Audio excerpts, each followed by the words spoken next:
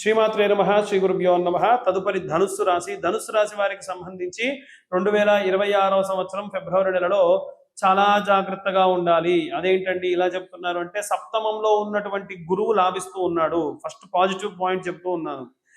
వెంటనే negative point ఏమిటంటే, చతుర్థంలో ఉన్నటువంటి శనిని అర్ధాష్టమ శని అంటారు. కాబట్టి అర్ధాష్టమ శని వలన యాక్సిడెంట్లు అవ్వచ్చు, ఏవైనా సరే ప్రమాదాలు కలగొచ్చు, శరీరం పైన ఏదైనా సరే కాలడం లాంటివి జరగవచ్చు. జాగ్రత్తగా ఉండండి.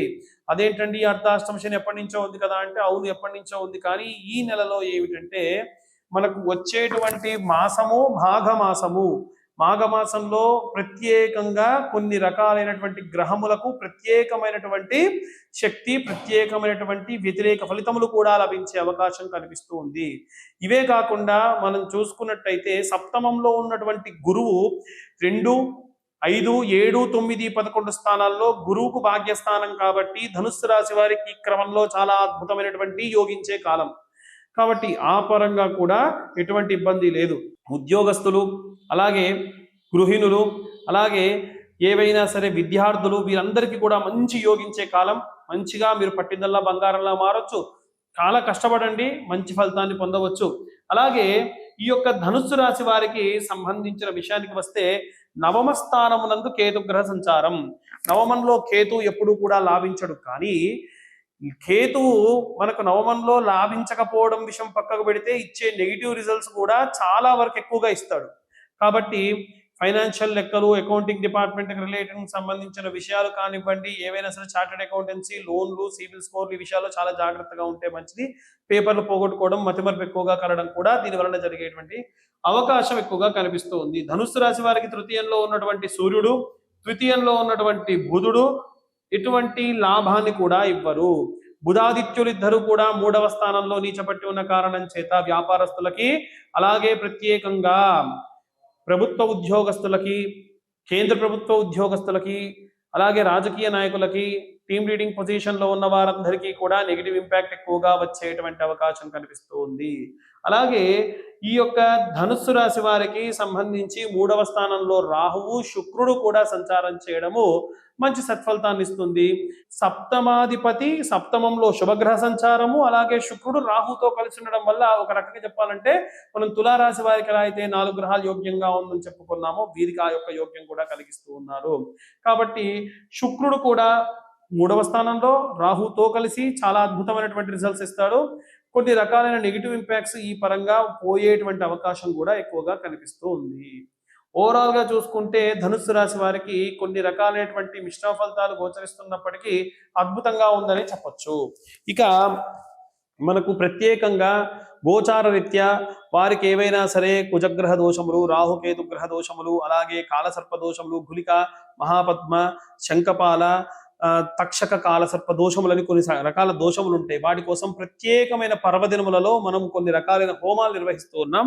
ఆసక్తి కల వారి కింద ఉన్న నెంబర్కు కాంటాక్ట్ చేయొచ్చు. ఇవే కాకుండా వీలైనంత వరకు కూడా మనకు వివాహం కానటువంటి వారి కోసం పాశుపత హోమంలు ఎలా నిర్వహిస్తున్నారు, మనం ఏ మంత్రం చదవాలి, రాహుకేతువులకు సంబంధించిన మంత్రం ఏం చదవాలి, సర్పదేవతలకు సంబంధించిన మంత్రం ఏం చదవాలి, అలాగే నవగ్రహాలకు సంబంధించి ఏ రెమెడీ పాటించాలనేటువంటి విషయాన్ని కూడా ఇప్పుడు మనం తెలుసుకుందాం. ఇప్పటి వరకు మనము ఈ రాశి వారికి సంబంధించి గోచార రీత్యా ఎలా ఉండబోతుంది అని విభాగాల పరంగా చెప్పడం జరిగింది. ఇప్పుడు ఈ ఫిబ్రవరి నెలలో 12 రాశుల వారిలో కూడా ప్రత్యేకంగా ఈ రాశి వారికి సంబంధించి ఏం రెమెడీస్ తీసుకోవాలి, మనము ఈ వీడియో చెప్పుకున్నప్పుడే చెప్పుకున్నాం ఏంటంటే, కాలసర్పదోషం ఉన్న, గులికా కాలసర్పదోషం లాంటివి ఉన్న, సర్పదోషం, రాహుకేతువుల యొక్క దోషం ఉన్న వారు ఏం పూజలు, ఏం మంత్రం చదవాలి అని చెప్పి తెలుసుకున్నాం కదా. అలాగే మనకు వివాహం కాని వారి గురించి కూడా ఈ యొక్క రెమెడీస్లో భాగంగా చెప్పుకుందాము. వాస్తవంగా ఏంటంటే, అనంతం వాసుకిం శేషం పద్మనాభంచ కంబలం శంఖపాలం ధృతారాష్ట్రం తక్షకం కాళీయం తదా. ఈ మంత్రాన్ని 9 మార్లు ప్రతిరోజు చదివిన మాత్రం చేత సర్ప సంబంధిత దోషములు పోతాయి.